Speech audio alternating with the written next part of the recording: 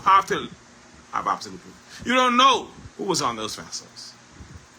In the case of the 11 persons, one of those persons may have been somebody innocent who didn't know nothing about what was going on. It could have been a blind person.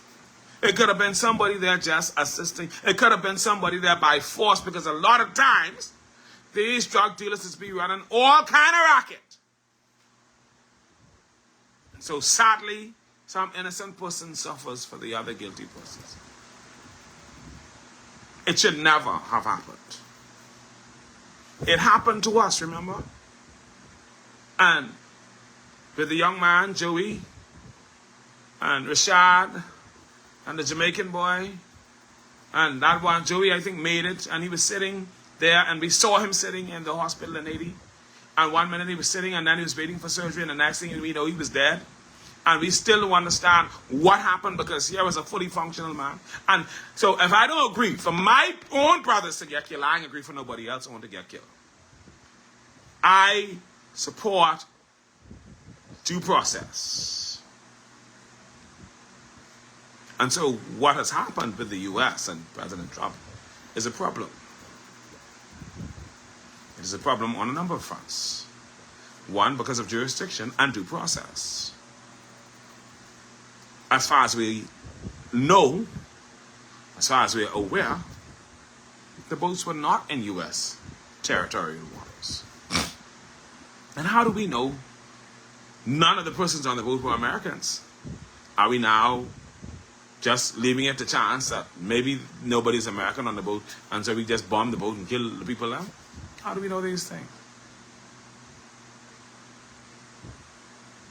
Maritime law and long-standing practice favors interdiction, boarding, seizure, and arrest, not missiles,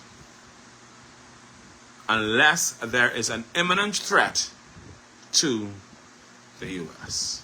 And what President Trump and his administration and the U.S. authority have not demonstrated or provided is proof of imminent threat. And that's a problem.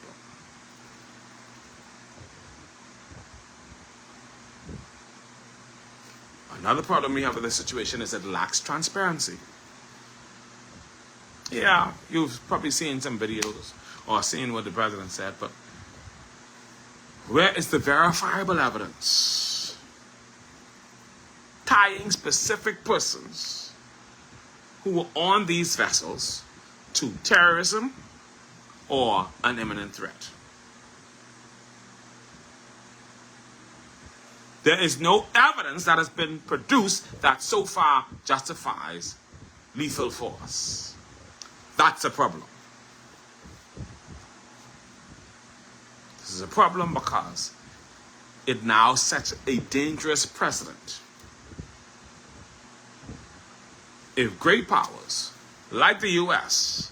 and these other major companies normalize summary execution at sea, and summary execution meaning that the president and his military are judge, jury, and executioner, so they don't have to have the evidence. They just can decide that they can just bomb people out of the water. Then smaller nations, other nations, may decide that they want to practice these same behaviors. And that could lead to even greater issues where these nations become battlefields. You've just heard that the Bahamas was named as a drug transit country. How long before it is our sons and daughters that President Trump or any other international territory is bombing in the water? How long before that? It's unacceptable.